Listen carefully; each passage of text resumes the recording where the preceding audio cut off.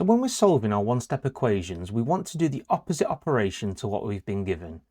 So for this first example, we have that x plus 12 is equal to 35. Well, I want to get x on its own. I don't want x plus 12, I just want x. So to get rid of that plus 12, I have to do the opposite operation. So the opposite of adding is subtracting. So instead of plus 12, I'm going to take away 12 here, because then that will get rid of the 12 and just leave me with x. But we have an equation, both sides have to be equal.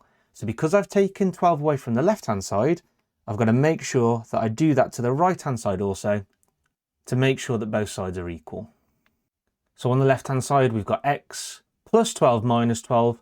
Well, those 12s cancel out and leave us with just x is equal to, and then on the right-hand side, we'd have 35 take away 12. Well, if we do that, that's going to leave us with 23. So x is equal to 23. Now looking at this other example, I have 4y is equal to 24. So what does 4y actually mean? It means 4 multiplied by y. So to get y on its own, I have to do the opposite of multiply by 4. Well, the opposite of multiplication is division. So instead of multiplying by 4, I'm now going to divide by 4. And that'll give me y. But again, it's an equation. It needs to be balanced. We need to do exactly the same to the right-hand side. So I'm going to divide this side by 4 as well. So on the left, we had 4y divided by 4. That's just leaving us with y. And then on the right-hand side, we've got to do 24 divided by 4, which gives us 6. So if 4y is equal to 24, that must mean that y is equal to 6. So now let's take a look at a few more examples. So feel free to pause the video here and have a go at these questions, and we'll go through the solutions in just a few moments. Okay, so for this first question, we have that a plus 7 is equal to 23. So I want to do the opposite of plus 7 here.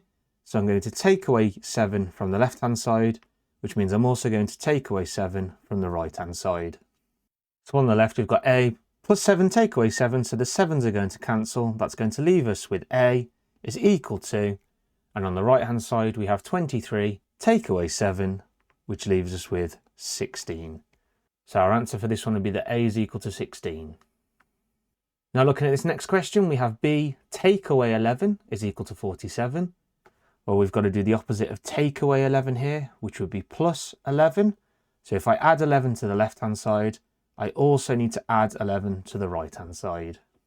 So we're going to end up with b is equal to, and when we do 47 plus 11, that's going to give us 58. Moving on to this next question, we have that 7c is equal to 77. So because I've got 7c, that means I'm multiplying by 7. So we have to do the opposite of times by 7, which is divide. So I'm going to divide this left-hand side by 7, which means I also need to divide this right-hand side by 7. So that's going to leave us with c is equal to, and then we do 77 divided by 7. Well, that's going to give us 11. We then have d divided by 5 is equal to 6. So we've got to do the opposite of divide by 5 here. So we need to multiply this side by 5, which means I'm going to do the same to the right-hand side. I'm going to multiply that by 5 as well. So now on the left, we have d all by itself. And then on the right, we have to do 6 multiplied by 5, which gives us 30. And now looking at our final two harder examples. So for this question, we can see that we have 4e is equal to 22. So because I've got 4 multiplied by e here, I have to do the opposite, which is divide by 4.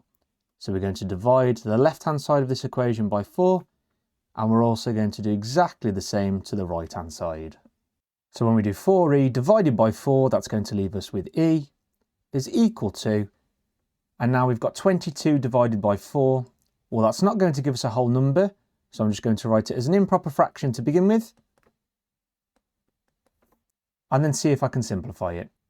Well, I can, because the highest common factor of 22 and 4 is actually 2, so I can divide the numerator and denominator both by 2.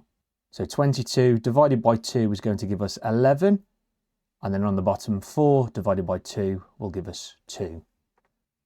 So our answer as an improper fraction would be 11 over 2. We could also convert this to a mixed number and have 5 and 1/2, or as a decimal, 11 divided by 2, as we've just said, is 5.5, so 5.5. And that would be our value for E. And for this last question, we've got something slightly different. We've actually got a two-step equation. And this is something we're going to be looking at in our next video, so make sure to keep a lookout for that one. So for this equation, we have 27 take away f is equal to 13. So this equation is different to all the other ones that we've looked at so far, because in this one we have negative f. So we can turn this negative f into a positive f by just doing the opposite. So to get rid of this negative f, I'm going to add f to this left-hand side, which means I also need to add f to the right-hand side. So now on the left-hand side, I've just got 27, because the negative f plus f is cancelled, is equal to, and now on the right-hand side, I've got 13 plus f. So now that f is positive, I'm just going to leave that on the right-hand side, and all I'm going to do now is get rid of anything else that's on that right-hand side. So we've got that f, and we can currently see that we're adding 13 to it. So all I'm going to do is take away 13 from the right-hand side, which means I also need to do that to the left-hand side. So on the left-hand side now, I've got 27 take away 13, which is 14. And on the right-hand side, that 13 take away 13 has cancelled out, leaving us with just f. So we've now solved that f is equal to 14. And we can check our answer here, because if we substitute that value of f back into the original equation, instead of 27 take away f, we would have 27 take away 14. And if we do that, we can see that 27 take away 14 will actually give us 13. So we know we have the correct value for f. So well done if you followed along with those questions. And that's it for this video. If you want to check out any other videos relevant to this one, then I've left some links for them down in the description, and I've also put a card in the top corner. So feel free to check them out. I hope you found this video useful. If you did, please feel free to leave a like and consider subscribing. If there are any topics at all that you'd like me to go through next, then please just let me know down in the comments, and I'll try to make some videos on those topics as soon as possible. So thank you very much for watching, and I'll see you in the next video.